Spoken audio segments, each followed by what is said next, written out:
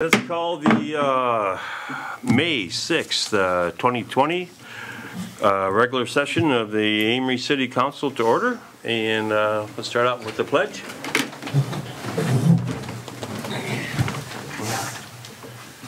I pledge allegiance to the flag of the United States of America and to the republic for which it stands, one nation, under God, indivisible, with liberty and justice for all. Okay. Let's start out with roll call. Strobush. Here. Riemenschneider. Here. Van Blaricom. Here. Isaacson. Here. Flannum. Here. Leonard. Here. Okay, the first item on the agenda is reorganization of committees, commissions, and boards. So let me run the list through here. Mayor Paul Isaacson. Can I get to it first? Hold on. Oh. Is it in the packet? Yeah. Oh, sorry. Yeah, it's the first thing on the I'm agenda. sorry. Okay. Go ahead. Mayor Paul Isaacson, Alderperson District 2, Tim Strobush, Alderperson at Large, Sarah Flannum, Alderperson at Large, vacant, we have a vacant spot. Alderperson District Number 1 and Council President, Rick Van Blaricom. Alderperson District Number 1, Chad Leonard. Alderperson District Number 2, Julie Riemenschneider. Municipal Judge, 6-year term, Chelsea Whitley. Standing Committees, Public Works, Julie. Chairperson, Chad. Vice Chair, Sarah, Council Member. Parks and Rec, Rick Van Blaricom, Chairperson. Chad, Vice Chair. And that is open. Finance and Personnel, Sarah Flannum, Chairperson. Rick Van Blaricom, Vice Chair. Tim Strobush, Council Member. Public Safety and Welfare Committee, Tim Strobush, Chairperson. Julie Riemenschneider. Julie is Vice Chair. And that other one is open. Plan Commission, the Mayor, Paul Isaacson. Chairperson, Mike Rushak. Julie Riemenschneider, Stan Proden, Paul Schaefer, Linda Millerman. And we have one vacancy on the Plan Commission, so if anybody out there is interested, let me know.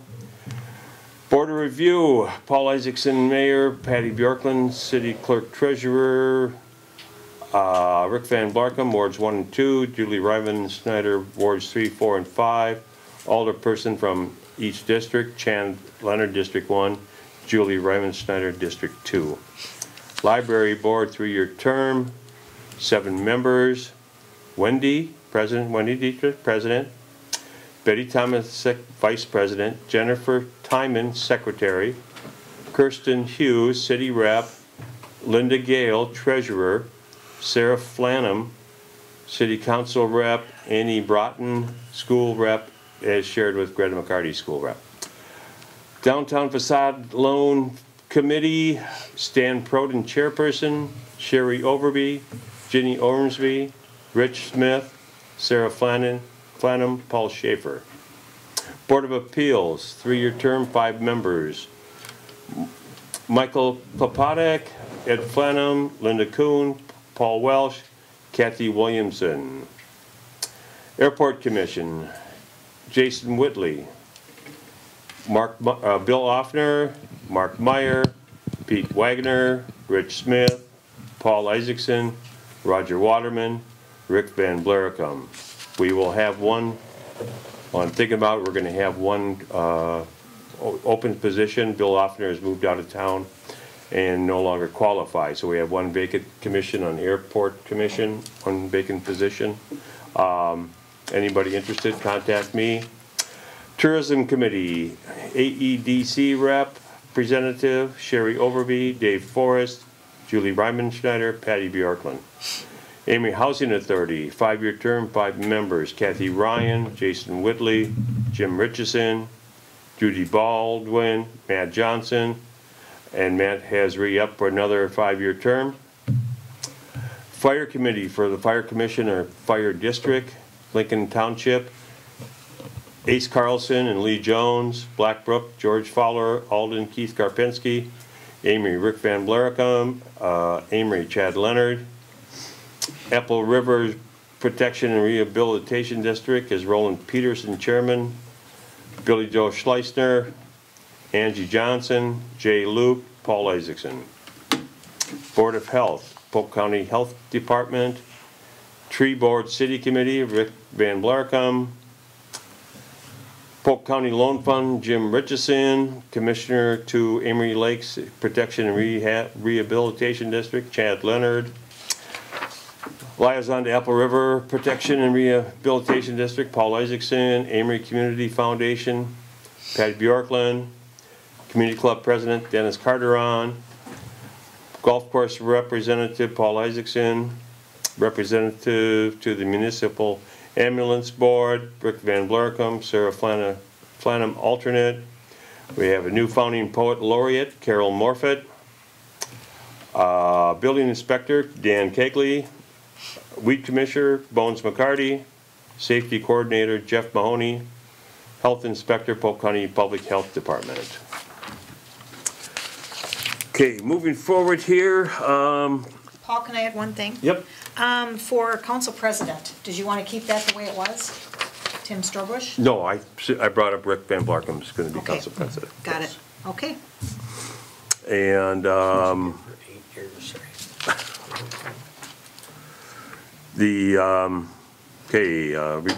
so that's our new organizational chart. It's available on our website, I suppose, and it'll be available at City Hall. Public comment. Okay, all public comment. Do we have to approve that? Oh, Yes, okay. yes. Thank you, And Tim. also, is this where we also announce who our official newspaper and bank? Yes. Oh, that wasn't. That wasn't included, I'm sorry. Thank you, Tim. So I make a motion to approve the city 2020, 2021 committee assignments with the correction of Rick Van Blarcom as council president and the addition of the Amery Free Press as the official newspaper, sorry, of the city of Amery. I'll second the motion. And what are we doing for bank? Last time we had all local banks in the And city. I Sorry. put that in there as well. Yep. Okay.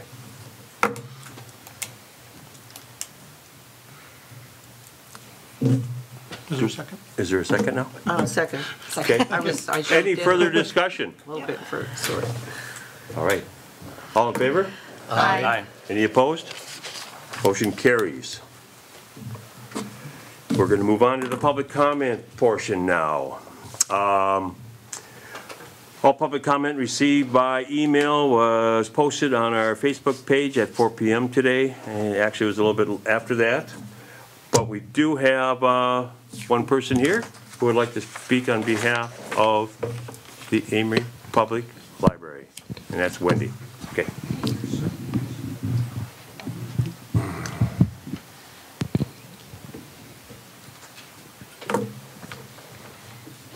Okay. I submitted a comment that first I want to thank you for allowing me to attend here in person.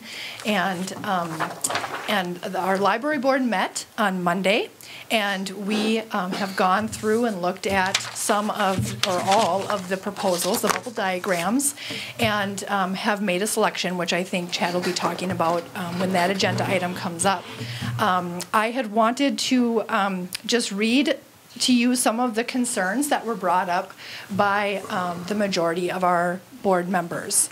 I don't know if I need to read the entire thing, but first I want to say, as a library board advocate, we would like to bring our our advocacy to the council, recognizing that then the council members, you are the ones that will be making the decision on our behalf.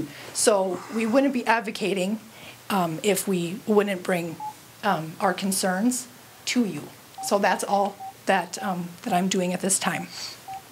So currently, the Amery Public Library has 23,229 square feet, and that accommodates all materials and services provided.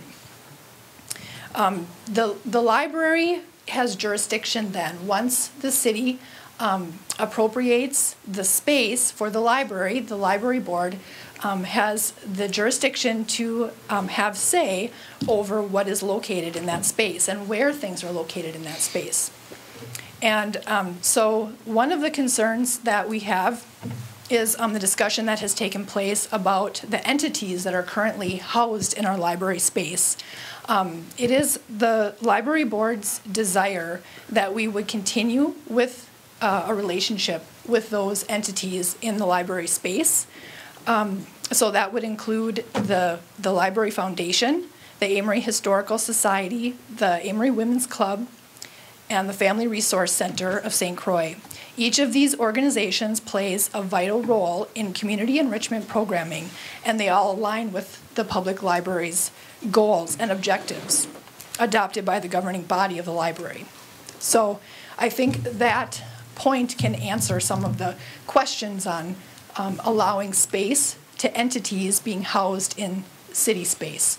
The library, although it's a city entity, has entered into actually a written agreement with these organizations to utilize space within the library. So I think that could actually help with that question of what entities may come to you and request to be housed in city buildings. So the library board is hoping to continue those relationships as they, if they prefer, that we would be able to continue those relationships and house those entities within library space, the space appropriated to us by the city. So Amy and I have looked at, along with John Thompson, have looked at our space needs, and we have been able to consider shrinking our space to about 17,500 square feet. That space is in alignment with the space needs assessment we gave to Chad and that we worked with SEH on. That would include all of the entities that we already house. It would also include any shared space for programming. So 17,500 is what the public library feels is required as a minimum to continue our services provided.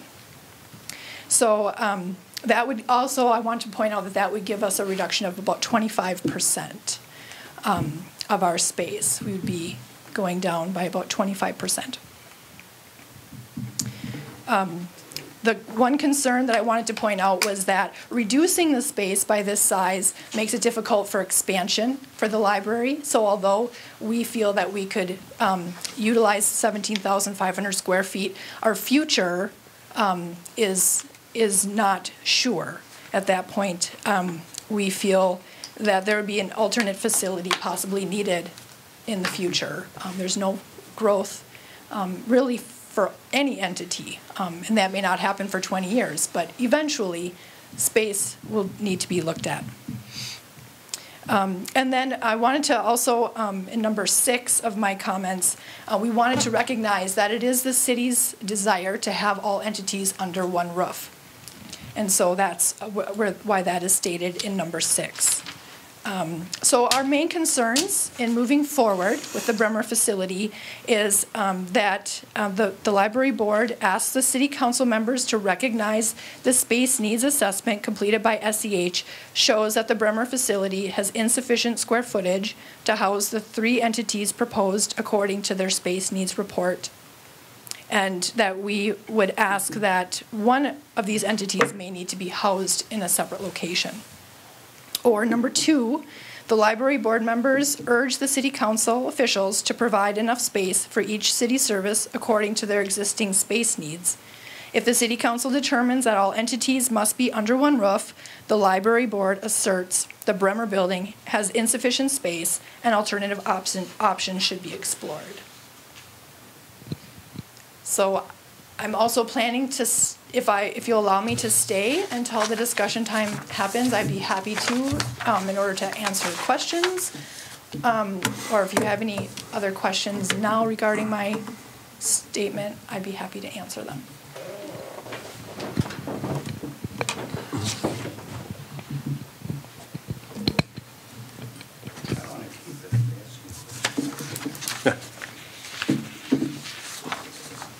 Any questions as of now?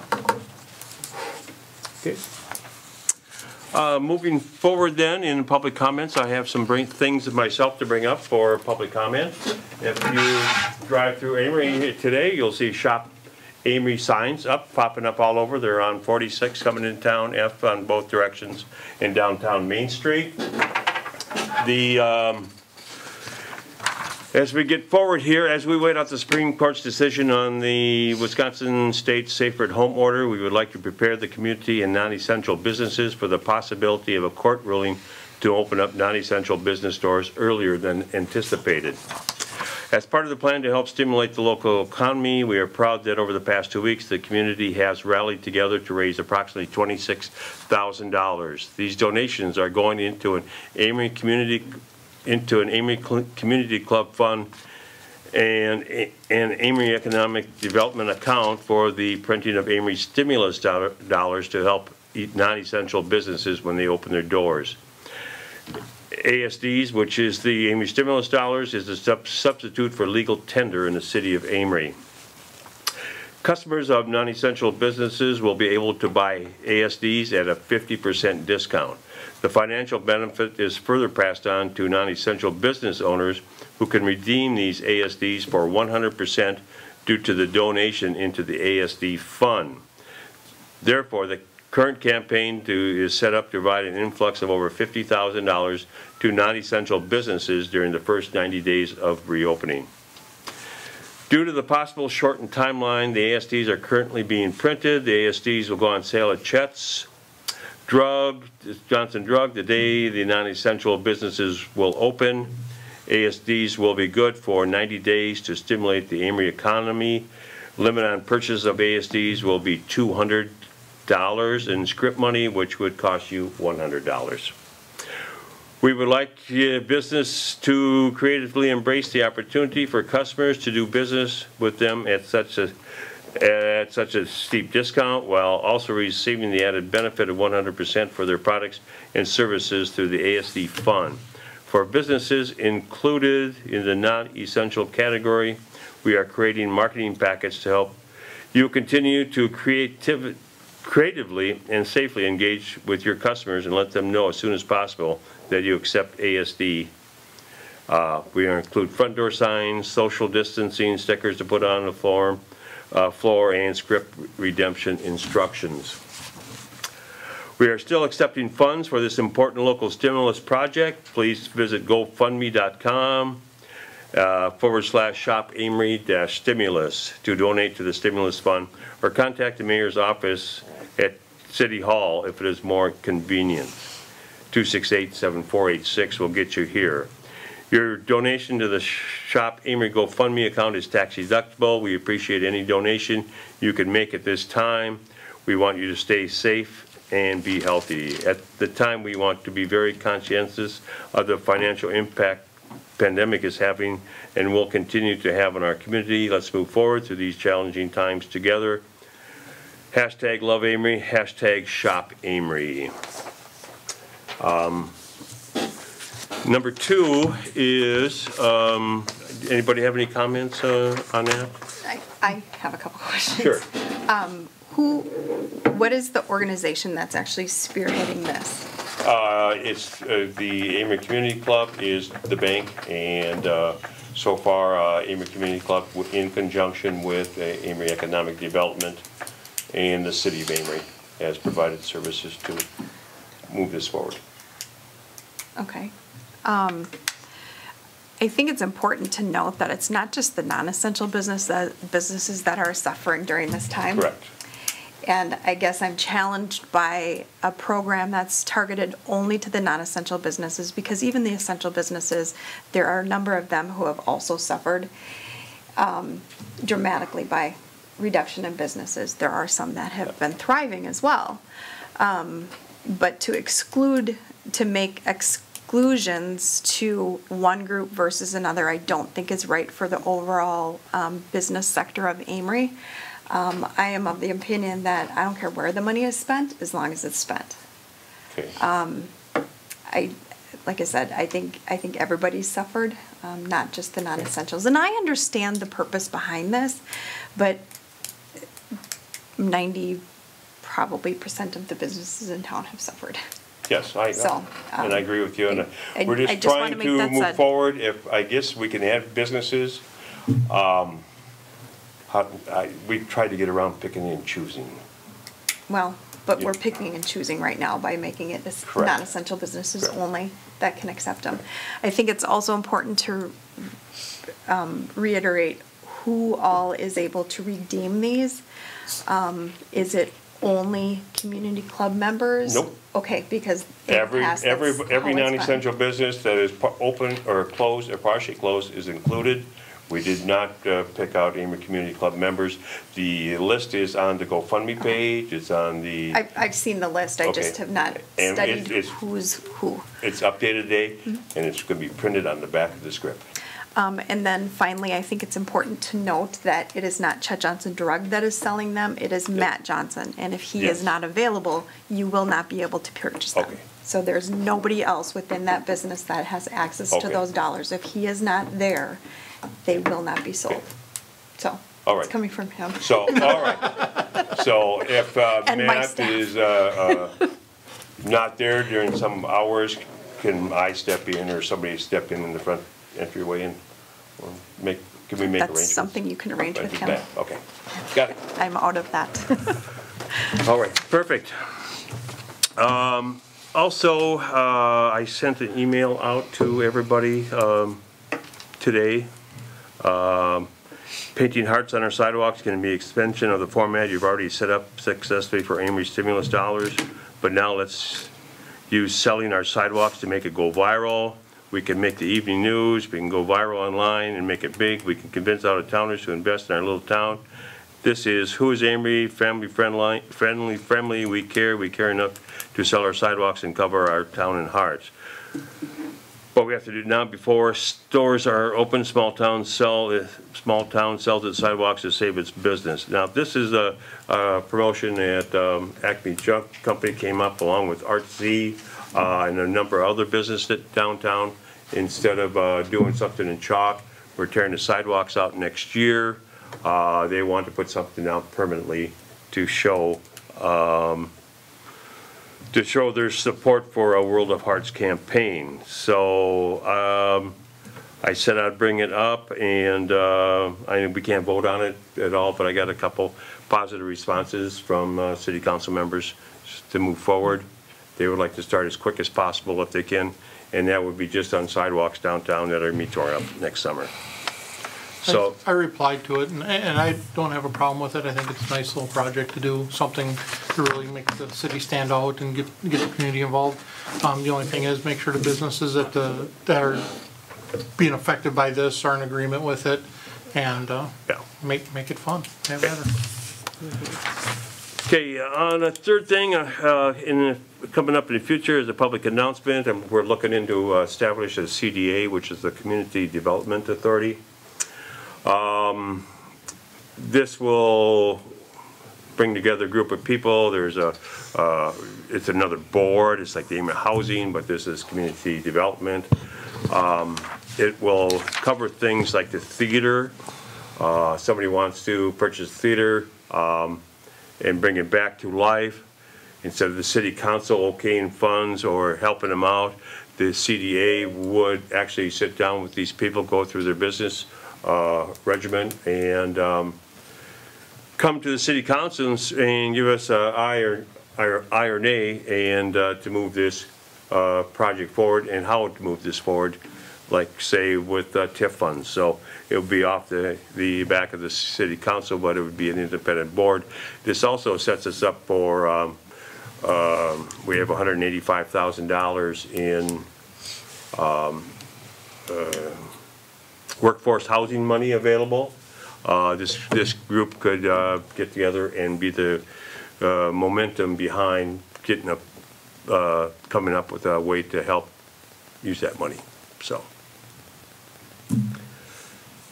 okay, that's it for me.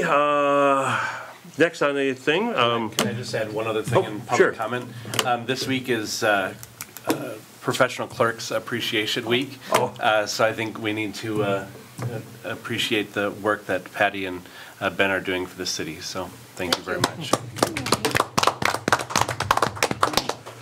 And Ben and Linda, or Linda and Deb too. Okay, yes.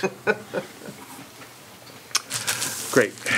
Moving forward here, we have a plaque here for Kristen Vicker for 12 years of service on the Amery Community, or Amery City Council. So thank you, Kristen, for dedicating your time for the last 12 years for sitting on this council, and we're going to miss you a little bit, I think. She did have a lot of good ideas and thoughts and suggestions, so thank you, Kristen. Okay. Officers' reports are presented digitally, so.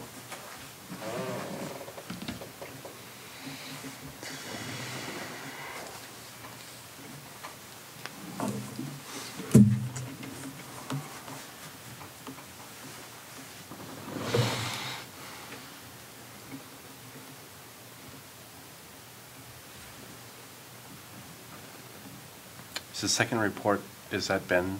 That's yours, Ben? The second one? The short one? Yeah, Yeah. Okay. Most of the collection stuff. okay.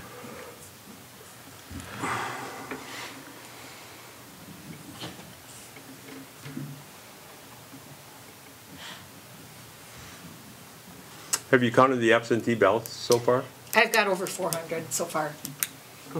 Wow. For a special election, that's pretty good. Yeah. Yeah. Got a really big lime green binder full of all the apps. Okay. It's like that thick. Oh.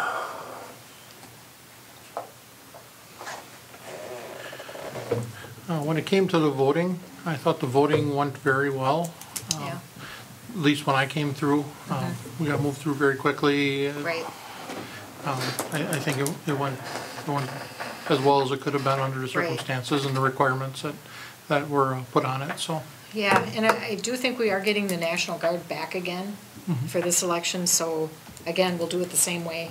Only 3 people at a time.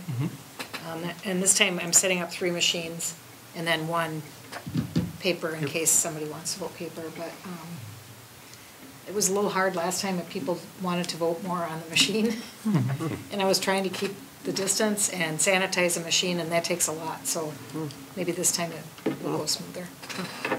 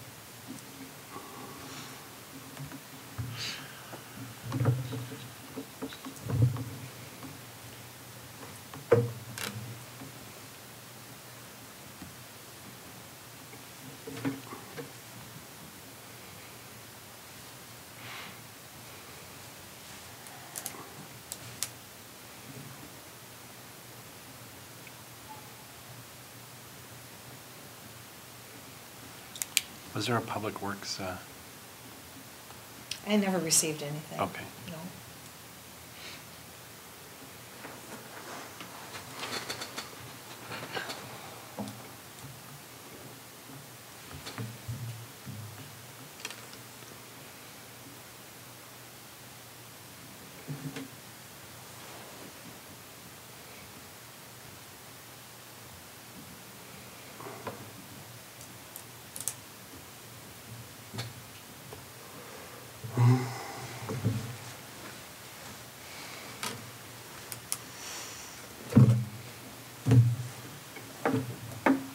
We need to approve As I them. say, I don't know that, what do we need to We do did at this last point in month, time? see Yeah. in our minutes. Yeah. Yeah, yep.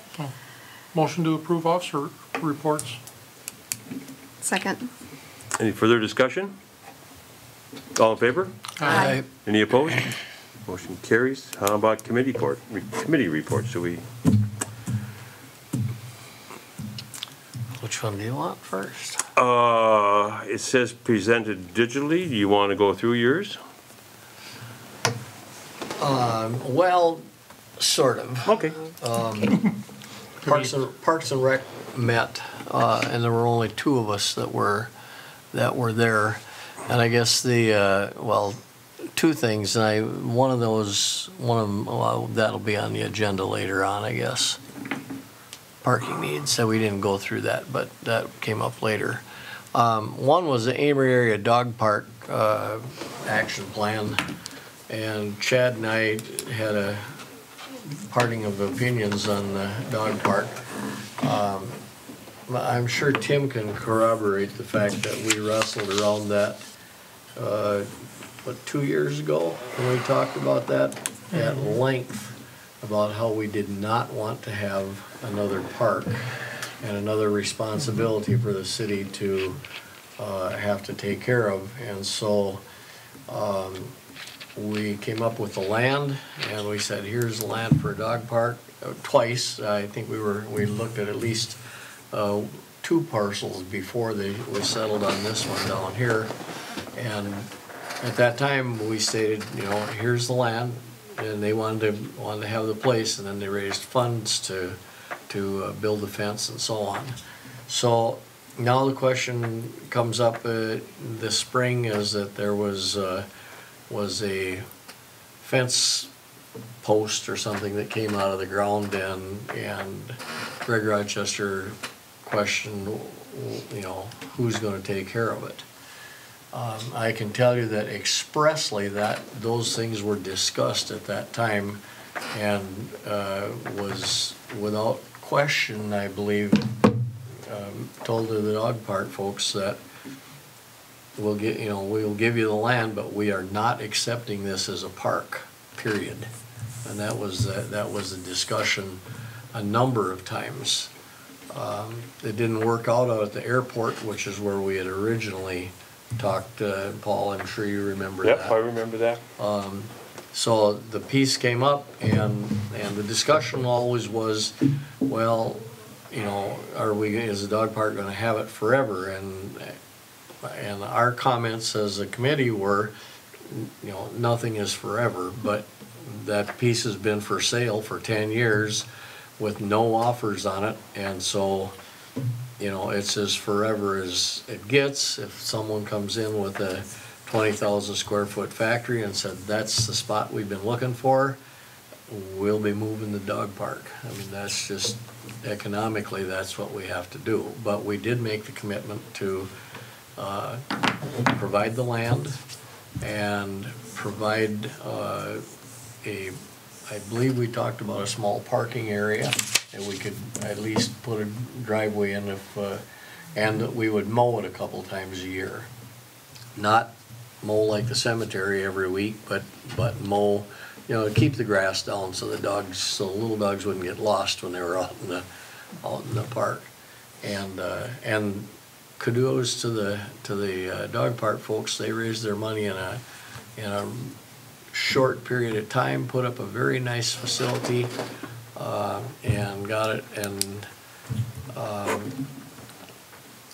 what we stated was that we would help them out with it. We put, I think they bought the benches, and we said we'll take care of the garbage.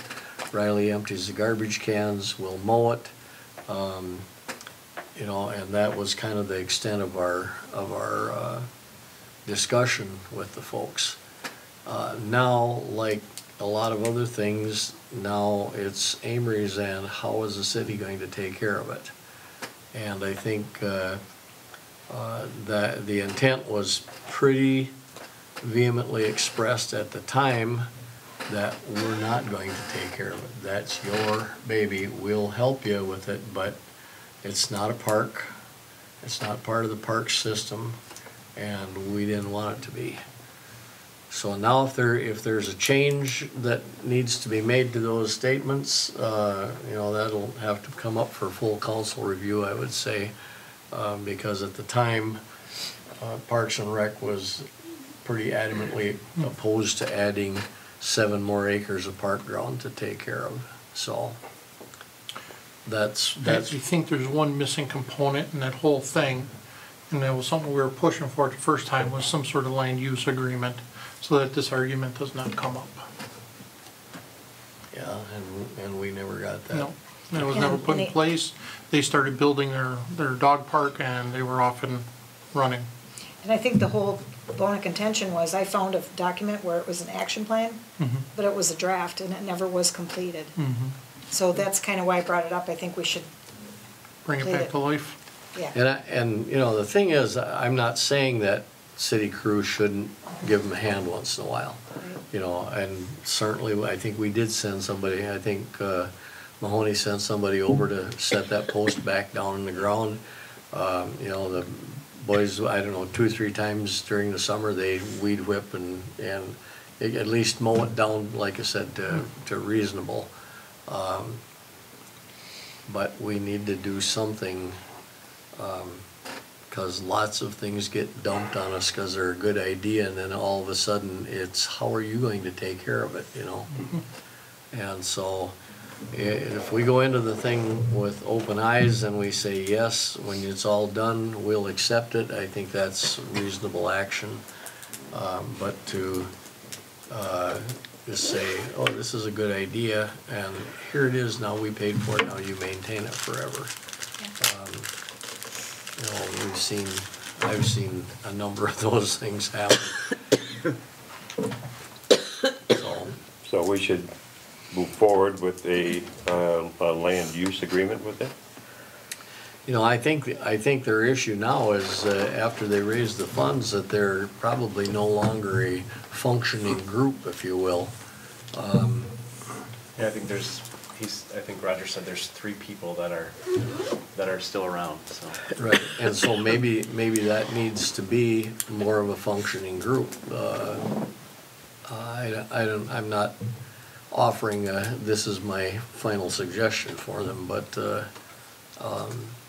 you know, like I said, I know that was the discussion when it came due. And if council decides that they want to accept a 7-acre park to take care of, I guess that's, you know, that's why we talk about things, so. Yeah, and it's gonna come back next month. We'll bring Yeah, it back. so it's going back to committee is my understanding. Yeah. I truly think that some sort of a group needs to be formed, and there needs to be some conversation with the council in that, you know, we own the property, and it's our liability if something were to happen on it, that there needs to be some sort of an agreement made between the entities. And that was part of the discussion, that we would Yeah. have the and- liability insurance on it, you know, Yeah. because But we could fold it right in. there has to be something in writing as to who's maintaining what, who's gonna pick up the dog poo, And et we do cetera, have et that, but cetera. it's just a draft. It's not final. Right, so, Yep. going back to committee, Yep. it needs to happen, I think, sooner than later. Yeah, I think so too. So, we don't need to have any action on it necessarily tonight, but I thought it was worthwhile to bring the council up to speed where we were at with it. Okay. Anything you want to bring up, Tim, about public safety? We met, I remember it. We discussed possible chicken ordinance. We had a proposal or a request from a city resident wanting to bring back the chicken ordinance idea. That was tabled for more information and possible ordinance being drafted. We did discuss the COVID-19 situation, also about the emergency management plan and the tornado sirens. Okay. That was about it. Finance also met on the 28th. We discussed the CDBG lift station amendment, which will be brought up later on in the meeting here for approval. We discussed the chicken ordinance again.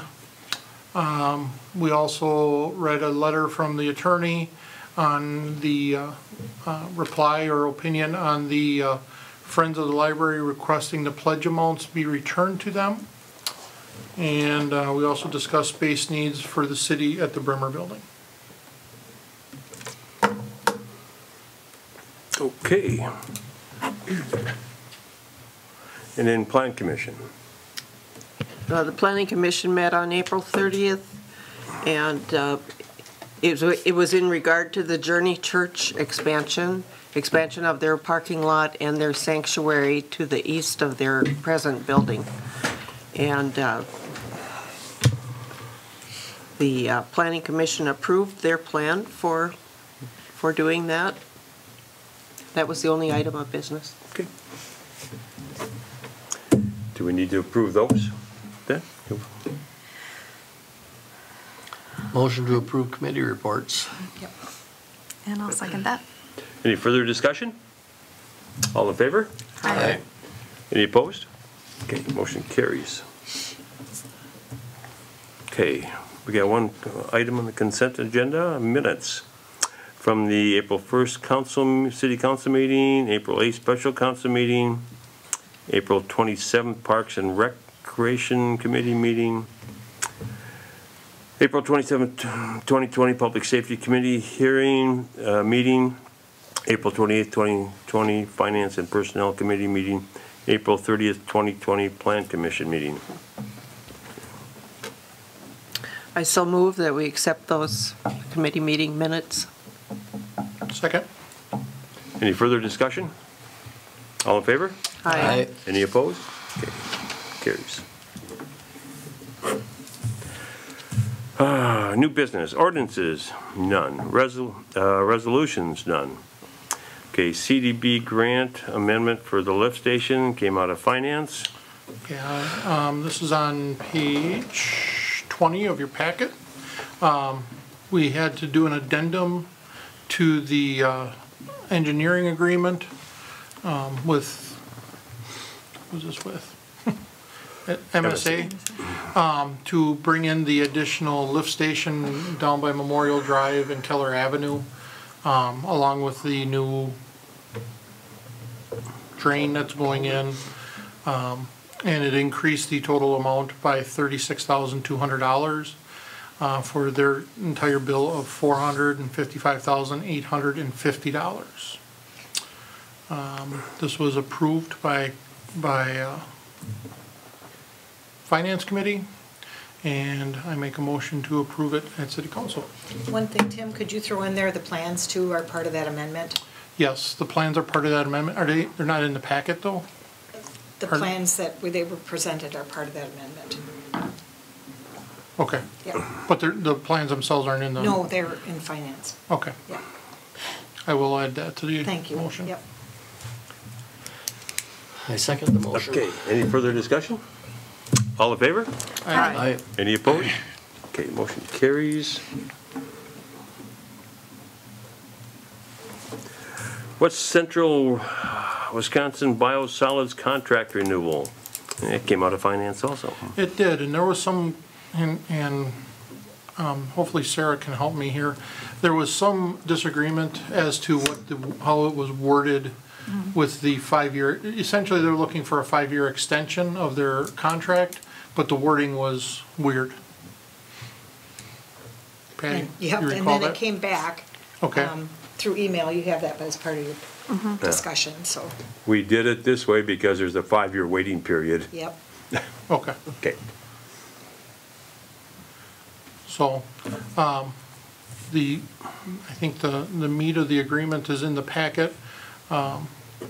And we approved it, we just were not, we wanted to work out the wording of the dates of effect first. And so, I think we're ready to go then. Okay. So Make a motion, go ahead. So, You were yeah, there too. I'll make a motion to approve the West Central Wisconsin Biosolids contract renewal as presented in our packet. Second. Any further discussion?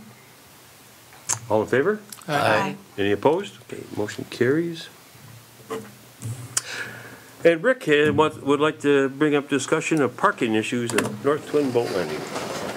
Yes, the boat landing that we cooperated with the DNR grant and with the Amery Lakes protection, I think is functioning fabulously, with the exception that we have signage up there that prohibits anything that doesn't have a trailer attached. And I've been approached by several folks with canoes and, what's the other? Kayaks. Kayaks that say, evidently some person who uses that has been unreasonably opinionated about whether anybody should park there and take their canoe or their kayak off their vehicle and use the lake. And I drove through there and looked, the signs do point to everything except the handicap space that say boat trailer parking only. And I wondered if we should maybe move one of those signs. I don't think we have to post it for kayaks and canoe parking, but just leave one of those spaces, move the signpost in one space so that 6 of them say boat trailer park only, 1 of them is open and 1 is handicapped, which seemed to be somewhat of a compromise. Yeah. I don't know what anybody else thinks, but, That's a start. well, it just seemed to me like, if you're going to take a kayak off, you don't wanna haul it all the way across the street and dump it in the lake and then whatever, so. So I wasn't here when all that was being developed and worked on. Was the putting trailer-only parking a concession because there's no trailer parking allowed on the street? Because those cars with kayaks can park on the side street, which trailers can't. I guess I don't, I remember there was some concern about parking was going to be just, a parking lot out there on the street, and I don't know that that's actually come about, that there's been any problems necessarily. No, I'm not saying that there are problems. There is a sign that says no boat trailer parking on the street. Right. So that's why I'm wondering, is the idea those 8 spots are for vehicles with a trailer because they can't park on the street, whereas a kayaker could drop their kayak off and move their car just like a truck has to move their boat and trailer to after they've unloaded. I think that was the original intent, because there's also overflow parking across the street on And the Wisconsin. overflow parking has always been over on Wisconsin Avenue, Yeah. for boat trailers also. And I think we've seen that a couple times when the parking lot has been full.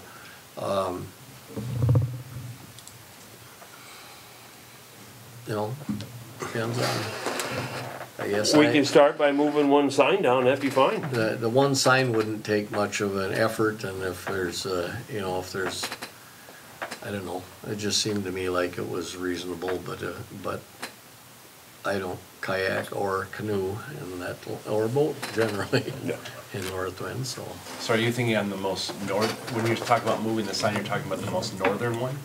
The most It northern doesn't sign? make any difference to me, north or south, there's 7 spaces there. I'd be interested personally in finding out how many handicap stickers are parking in that one spot that was designated. It seems to me that maybe boating and handicap don't necessarily go together either, but whatever, open for discussion. Is there quite a lot of overflow on Wisconsin Avenue with boat trailers? I would assume that there probably is. Are we making it? I think sometimes, the 4th of July, would be one time. It's hard to say. I'm sure there are weekends, but right around the 4th would be the times and I wouldn't necessarily prohibit that 6th, 7th spot from being boat trailers. Mm-hmm. Right. Just that 6 of the spots are definitely Right. only boat trailers, because, we're not guaranteeing anybody a space. If 2 handicapped people come in, one of them's gonna have to either park, It isn't, I wouldn't take it away from the boaters necessarily. It just would give the option to someone with a canoe or a Right. kayak. So you have 6 boat trailer spots and 2 handicap spots? Seven Seven? boat trailers and 1 handicap spot. Got it, okay. So since it's an agenda item, are you making a motion to that effect? Yes, or- I will motion that we move the south sign. So then you're moving the one right next to the handicap? Yes, yeah. I would actually move the north one. Yeah. Would you? Yep. I don't think it makes a They're lot healthy of walkers. difference. Yeah. Well, and They can also, walk that exit. because I just parked my truck and my trailer there, and I had to drive on the grass in order to back out of there. Oh, So. makes I mean, sense it's- then. let's That's. Make that last one that way. Sure. Okay, so if we So you're move the changing the motion? north sign south 1 space, and not post it for North sign canoes or south. Right. anything like that, just make it available for, I will second that motion. Any more discussion? All in favor? Aye. Any opposed? Okay, motion carried. You know, talking about discussion in parking, the Cattail Trail parking, there's 24 trucks and trailers there on Saturday and 20 on Sunday. And it's almost out of hand. They're parking on Ron Anderson's property. They're using up 4 or 5 parking spots for each truck and trailer in the parking area that we do have, so I'm working with Bones to see if we can come up with a way to restripe the eastern side so there's pulling spots for boat trailers and boats and trucks and boat trailers and trucks and ATV trailers. And then we're gonna go to the county, I think, and see if they'll help us with that project because it's their trail, the Cattail Trail, so. That was just discussion. Okay. All right. Number 6, space needs and design proposal for Bremer Bank Building.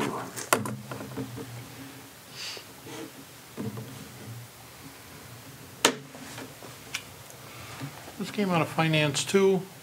There were 3 proposals for the space needs in the Bremer building.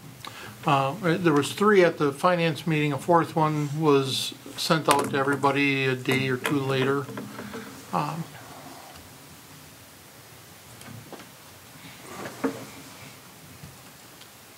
There were some concerns about the shared entrances between the library and the police department. I'm not entirely sure the reasoning behind it, but that was one of the concerns that was brought up. And I see in the 4th proposal, it shows that the police department's entirely on the 2nd floor, and then the space is split up amongst the others on the lower levels.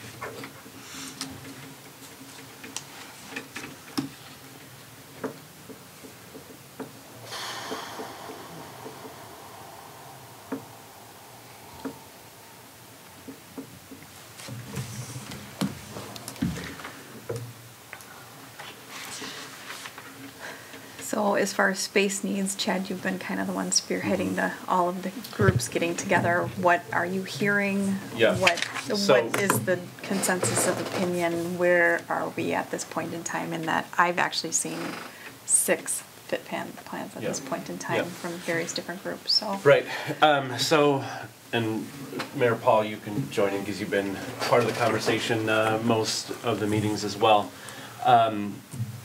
I think as we heard from Wendy today, that there's a definite concern about the reduction in space allocated to library and nonprofits associated with the library through agreements. So there is a concern from the library's perspective of being able to fit into that space. There's a bit of a concern, I'd say, and Patty, you jump into a bit of a concern from City Hall. Not that it won't work, but it just we have to think differently in how Yes. things will work, Yes. right? So Yep. the space is less than what's here now. But it seems manageable, right? I mean, is what? Right, and the way I look at it, I think that space plan is a plan. It's a conception. Yep. So I think when we get further into this, we need to really look at, what the actual needs are for every little thing that we have, the desks, the file cabinets. Yep.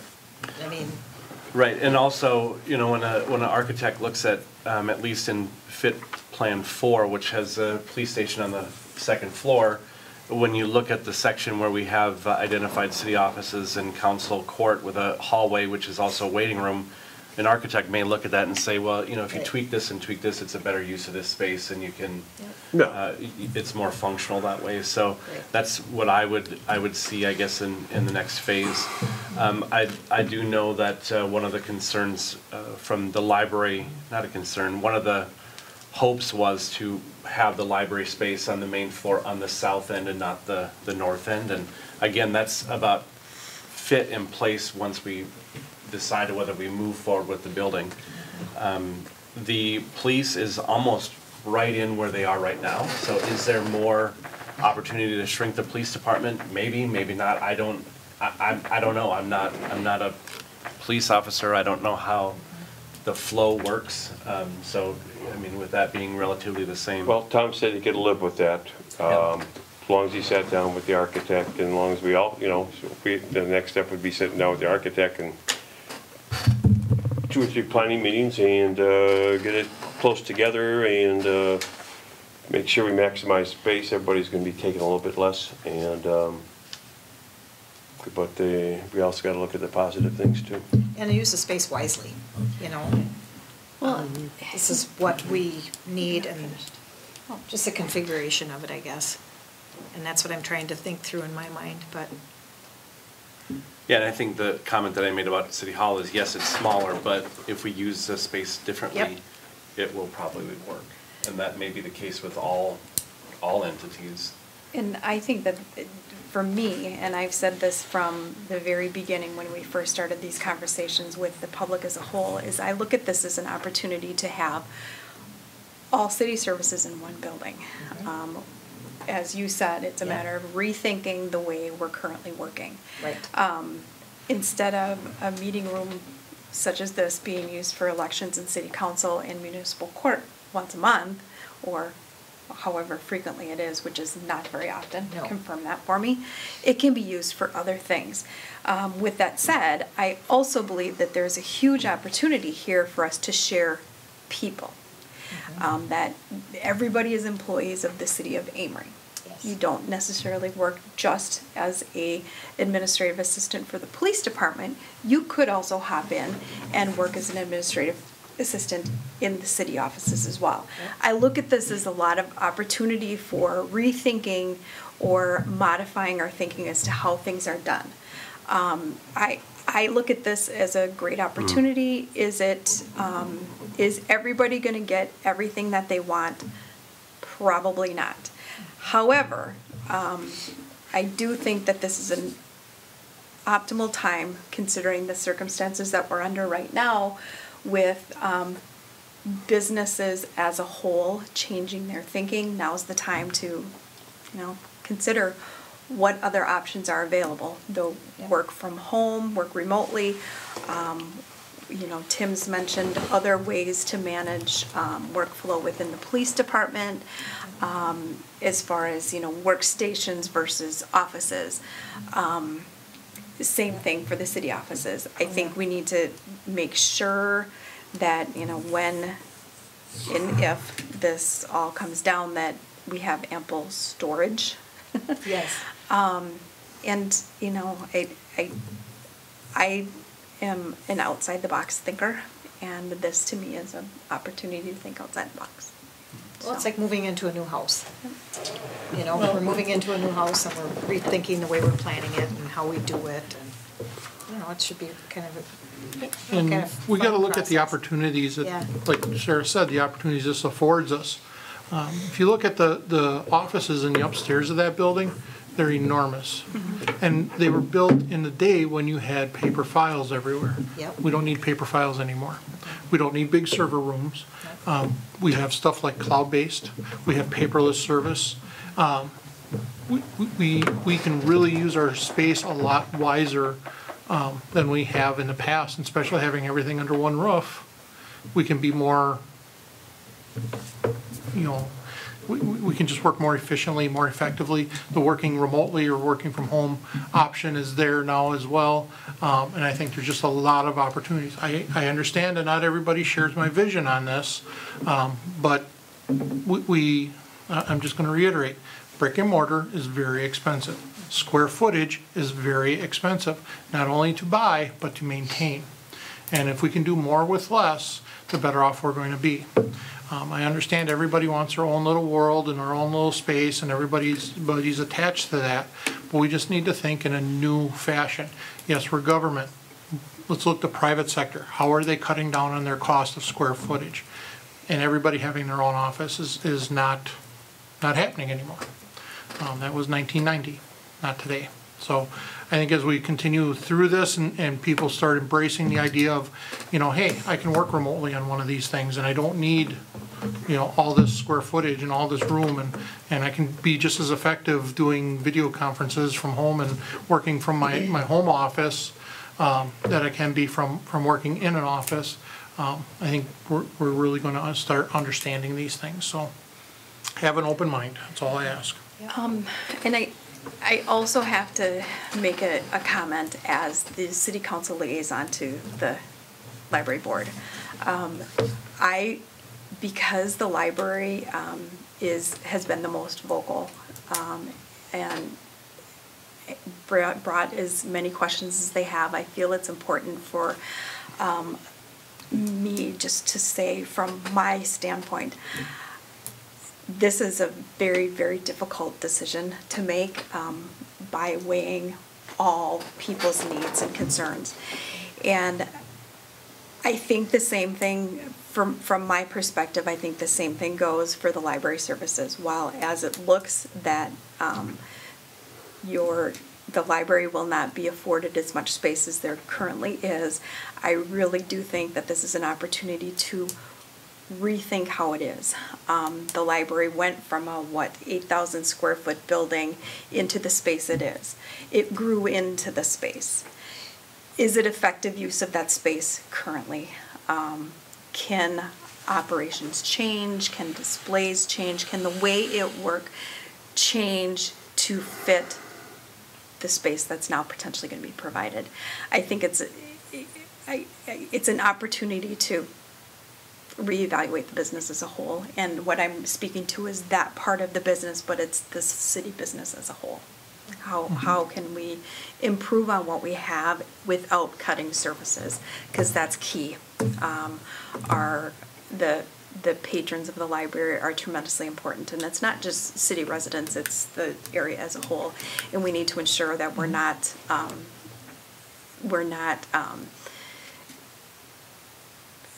and we wouldn't do anything to negatively affect the operations of the library, and that would not be our intent. That's not my intent, and I don't think that's anybody's here. I think it's an opportunity for us to, again, think outside the box and move forward.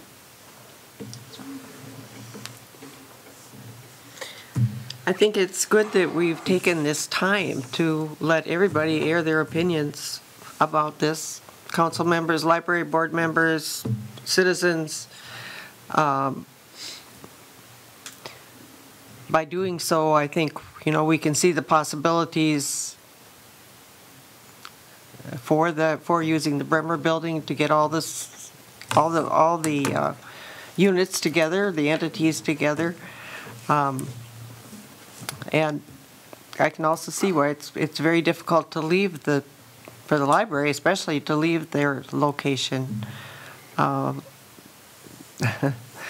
thinking the word Taj Mahal, because coming from what they did have, at one time they were in this space, they were in the Excel building for a while, and then they moved. That was quite an opportunity to have that much space.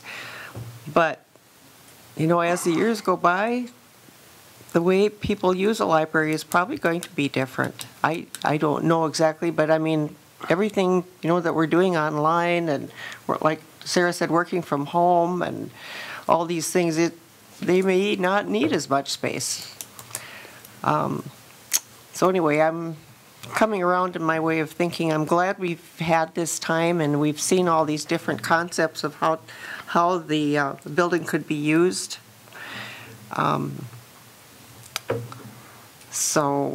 Anyway, it's interesting to hear all the comments from those of you who probably are more hands-on than I am. And that's all I need to say. So we don't need to select one of these concepts at all. I mean, not to minimize the effort put into them, but these are very No, I don't mind. idealistic.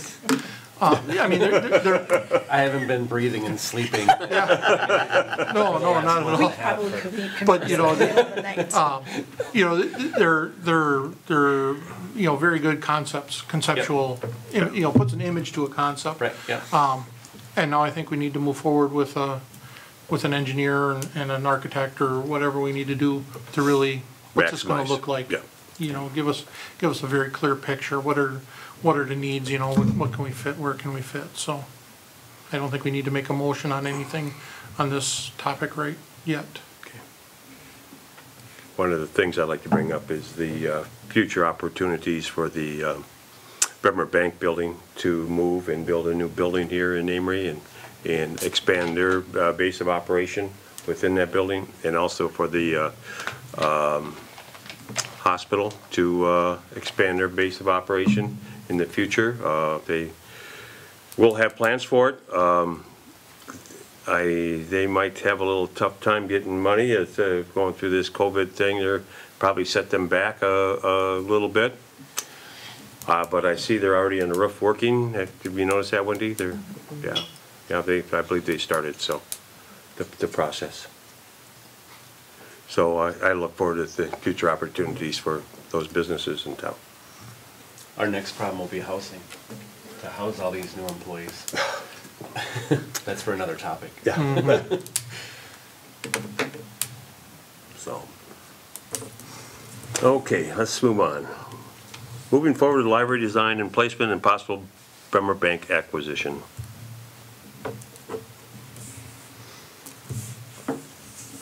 Okay.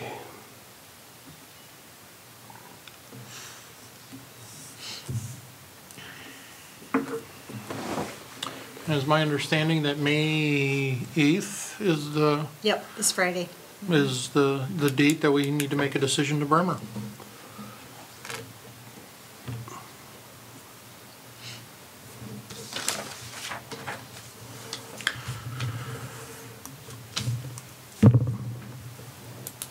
So through this whole process, we've experienced a lot as a council, as a city.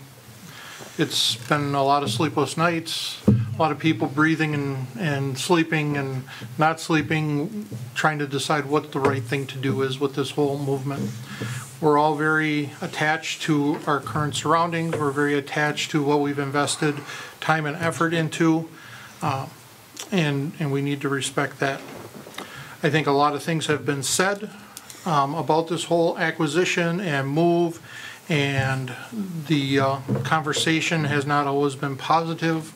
The city council has had the threat of legal action against them. We've had the threat that we are doing things illegally as far as open meetings, and those have all been proven false. We've been given information that may have been skewed a little bit, namely some information that our library was a top 10 library as identified by the Indian Head Library Foundation or Federation, which I called those folks, and they don't rank libraries. We have a very nice library, don't get me wrong, and the programming we have is top-notch, beyond none. 10-foot ceilings was a requirement. We don't have 10-foot ceilings now, and there's no law requirement. They are required to have ADA compliance to them and access to them, which I think we are fully aware of and able to accommodate. I've been told what to do as a council person. I've been told that other people speak for the city and for the city people. I am a resident of Amery like everyone else, and I speak for me as a resident. And I speak as an elected official for the people of Amery. So the question comes down to what do we do? What is the right thing to do? What is important? What is important now? And what is best for the city? And these are the questions that have been keeping me up at night, along with many other questions. And finally, it comes down to how do we spend the $2.5 million? Do we spend the money on a facility that benefits all the city services, city administration, police, library, utilities, or do we spend it that affects just one or two agencies? In my mind, the right thing to do is to go with Bremer, purchase the Bremer building, move our services under one roof, rethink the way that we do business. In the last 2 months, the world has changed significantly. We've spent the last 20 years of our careers knocking down barriers and knocking down silos. We want to have those, and Sarah's looking at me like, yes, we have. We want to have that personal contact. We want to have that open line of communication amongst everybody. And in 2 months, put back up the silos, back up the barriers because of the way COVID and the world is changing. So these are all things that we need to take into consideration. The world is changing. Can we be more effective utilizing and leveraging technology? Can we be more effective as a city and provide just as equal, if not better, services with remote access and just doing things a little bit differently? Absolutely. Thanks for listening to my ramblings. This has been something that has been a year in the making. We have had a lot of long conversations. We have given opportunities to other entities to try and make proposals or make arrangements to stay in the current facility, and none of them have panned out. That being said, I make a motion, we move forward with the purchase of the Bremer building.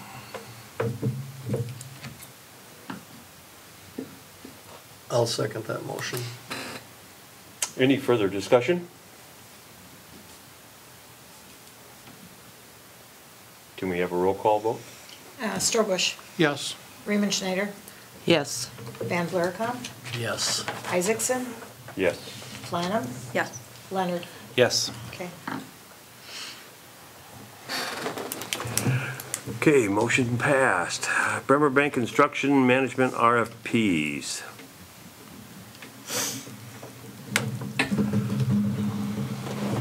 And one thing Paul pointed out to me is that's last month's date on the RFP. The date's wrong. So. I talked to Brian at SEH. He said a construction project this size is probably worth it. He wouldn't say 100%, but I'm thinking he was going 60-40. There's more positive things to go with a construction manager than just the relying on the architect. You pick a construction manager, he gets the price, he gets the bids, that is the price. There is, if they make mistakes, in our favor, it works both ways. If they make mistakes in our favor, we pay less. If they make mistakes in their favor, I got that backwards, we pay more. Turn it around. Anyway, so I guess it's up to you folks if you want to move forward. There's reasons for and there's reasons against. The reason against it, that's project costs, but in the end, it might save project costs, so.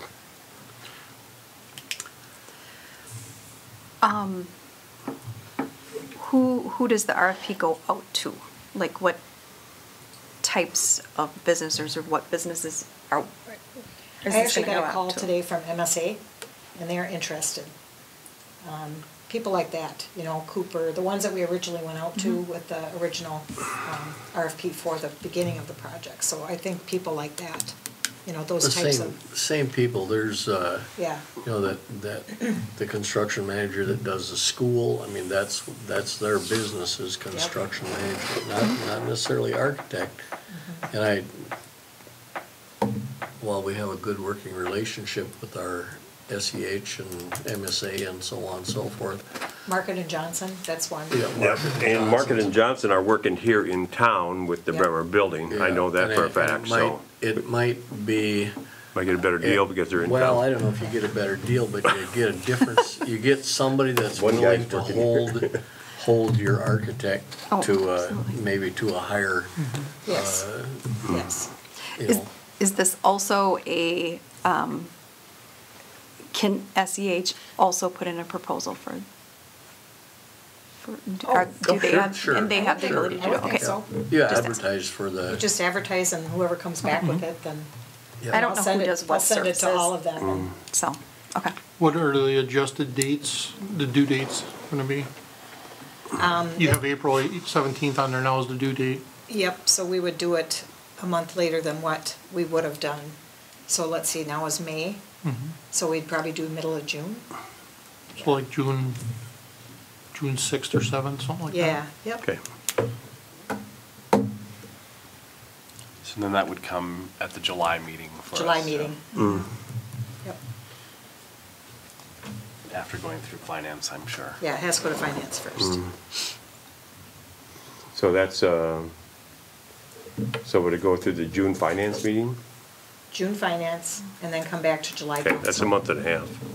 Yep, By then, we should have our stuff put Should we together. extend it another week or two? you could, because essentially, you could even do it the week before finance, that's probably even To give better, them a because then little you more get some time. more time, yeah. because Bremer is, I mean, we're looking at a year at least before the building would be.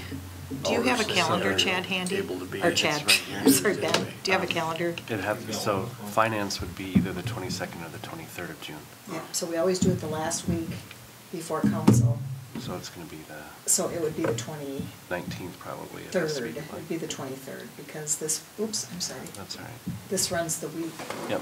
of council, so we could do it June 23rd. So do, but Or, do, yeah, well, do back day probably the 19th. back, yeah, they have to be here by the 19th. And then June 23rd is council. Yep, Finance. our finance, I'm sorry. I'll make a motion to approve a request for proposal be sent out for construction manager I'll second for it. that process. And if you have any suggestions of who you want me to send it to, you know, bring them forward and, None? Okay. yeah, yep. Any further discussion? All in favor? Aye. Any opposed? Motion carries. Okay. As in it says, discussion, COVID-19 city response plan. Police Marston was present to state that he will be adhering to the governor's order, and not allow business to reopen. The golf course and Summerland Furniture, however, will be allowed to open per the governor's orders with reasonable restriction. Any other business will have to wait until the governor's order has been lifted, and that is the advice of our attorney. Also, hopefully we get this lawsuit through the courts and see where we can go from there, because I think the people our downtown needs a little boost in the arm to get moving again. I would just say, because the governor issued that, doesn't necessarily mean that we need to be on the street to enforce that. Well, I understand. There's gonna be guidelines in 1 week, 2 weeks, 3 weeks, I would assume. I think Chief Marson went to at least 2 businesses and said, oh, no, you can't do this, and I don't think that's an appropriate use Well- of our police department. A little bit on that. First off, it's actually the health department that's in charge of it, and they were the delivery messenger for the health department of Polk County. Yeah. They're the ones who are enforcing the COVID emergency order. So unfortunately, the police department, I think, got wrangled into a couple of those just to be the messenger, and that's where all the hate mail started coming And if from. that's a Polk County issue, then let Polk County do the service. So, I don't, I mean, all we're doing is making enemies for our own police department by doing, the health department wants to enforce that, I guess, you know, we don't have, that's why we got Fran Douglasson up there, but, to speak our piece, but, I'm not at all in favor of us being the, you know, walk up and down the street saying, you can't do no, this. and I don't think you're gonna see that. This was Yeah. a couple isolated incidents, so. Also, you mentioned Fran. Fran has a nice Facebook page dedicated to her service as on the Polk County Board. It's really she's very in-depth, put it that way. So she speaks her mind. So if you want to keep track of what's going on in Polk County, I got a big long email from her today. And You know, also on this COVID thing, I think we really need to be working with our emergency services, police, fire, and EMS. Even though we're not all under one umbrella, we need to work together with them. Not only how are we gonna mitigate the next 2-3 weeks, as this thing kinda seems like it's, I fully expect that, this is just my assessment, in the next few weeks that things are gonna be opened up pretty quickly. However, there's a lot of speculation on what this virus is going to do in the future. And this virus might be around, or a version of it, for the next couple of years. One anticipation is that there's gonna be a huge spike in October, November-ish. I think we need to sit down with our emergency services, or at least the mayor does, and say, okay, what are we gonna prepare for the future so we don't get caught again? You know, I think we got fortunate this time. I think the state locked down very quickly, and it alleviated a lot of issues. But what happens when the next virus comes around, or the next crisis comes around? What are we going to be prepared for? So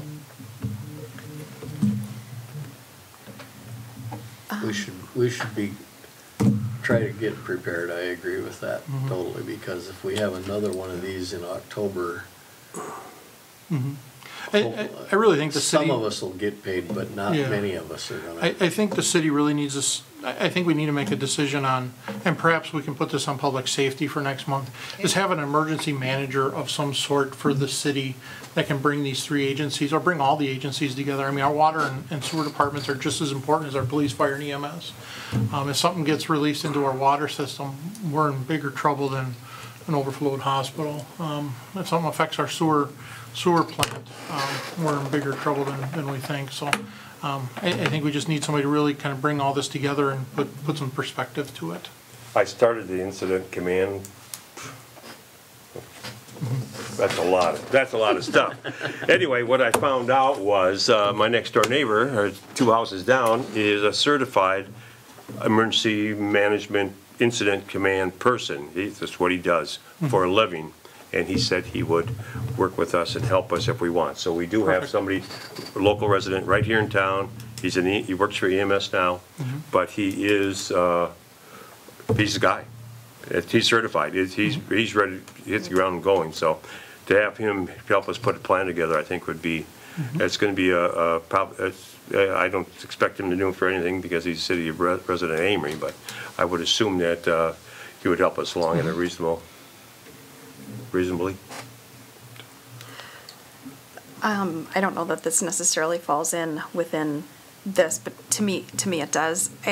We have some things that the city is going to be involved in that are potentially going to be affected by the COVID-19 and the lockdown orders and what actually is going to open up. First and foremost, the thing that I'm thinking of that we have, budgeted monies for is the Wednesday night things.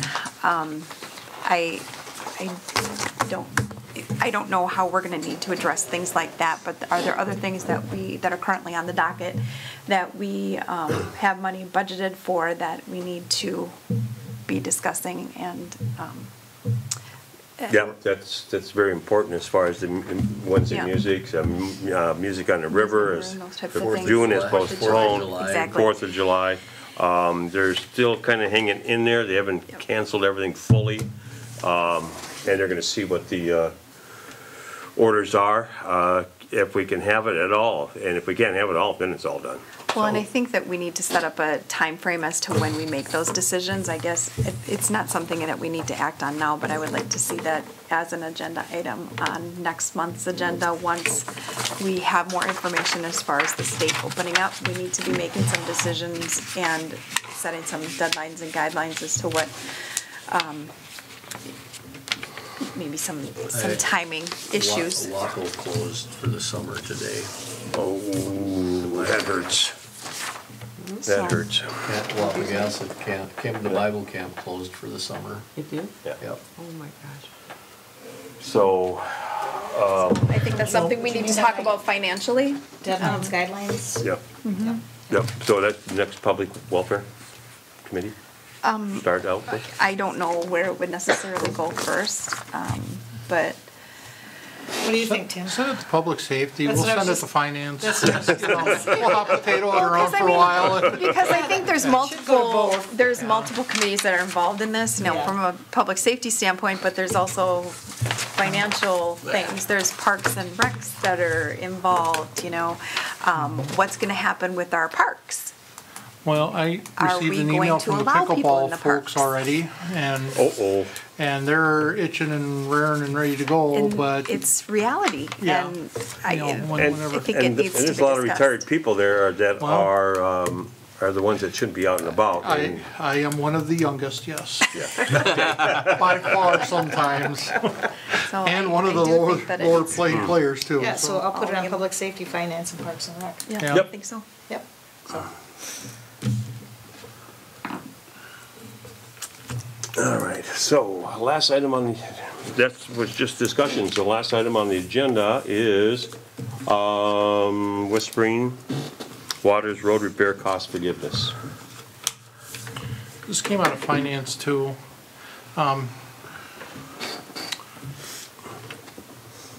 Hosking, what's his first name, Jason? Justin, that was close. Justin Hosking requested a forgiveness of $10,000 as part of the Whispering Waters project. Essentially, he lost $10,000 in his whole project due to a number of things, including market prices and whatnot. During that discussion, one of the costs that he said happened was when they hit a water main and a culvert, or a fire hydrant and culvert. And there was some discussion on were those facilities identified by the city? Or did they start digging and were never located? In the letter in your packet, Jeff Mahoney from from DPW said that those things were identified, located correctly by Mr. McCarty and John Rodkey and Nick Waterman.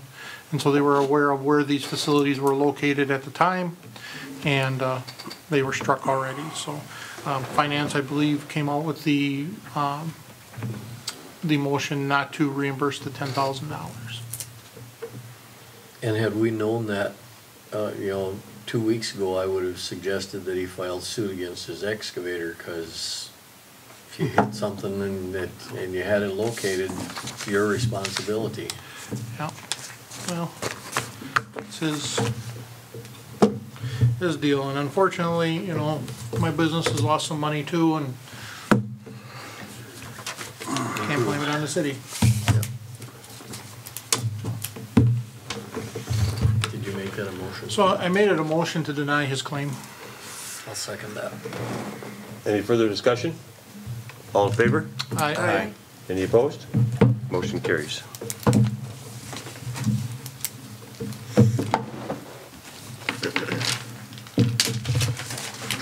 I'll make a motion to adjourn. Thank you. Do I have a second? I'll second. All right. All in favor? Aye. And we're adjourned.